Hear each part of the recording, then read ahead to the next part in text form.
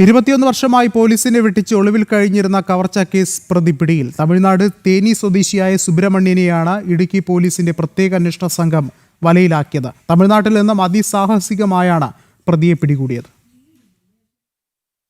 2005 ഇടുക്കി വാഴത്തോപ്പ് പേപ്പാറയിൽ നടന്ന കവർച്ചാ കേസിലെ പ്രതിയാണ് പിടിയിലായ സുബ്രഹ്മണ്യ രാജപ്പൻ എന്ന സുബ്രഹ്മണ്യൻ.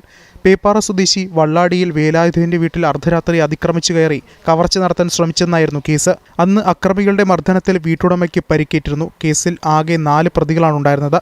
സംഭവത്തിന് ശേഷം അതിർത്തി കടന്ന സുബ്രഹ്മണ്യൻ വർഷങ്ങളായി കേരളത്തിലും തമിഴ്നാട്ടിലുമായി പലയിടങ്ങളിൽ പേരും വിലാസവും മാറ്റിയാണ് ജീവിച്ചു വന്നിരുന്നത്. കാലപ്പഴക്കമുള്ള കേസുകളിലെ പ്രതികളെ പിടികൂടുന്നതിനായി ഇടുക്കി SHO വിപിൻ ഗോപിനാഥിന്റെ നേതൃത്വത്തിൽ രൂപീകരിച്ച പ്രത്യേക അന്വേഷണ സംഘമാണ് പ്രതിയെ വലയിലാക്കിയത്. ഇന്ന് പുലർച്ചെ തേനി ഓടപ്പെട്ടി പോലീസിന്റെ സഹായത്തോടെ കേരള പോലീസ് പ്രതിയുടെ വീട് വളയുകയായിരുന്നു.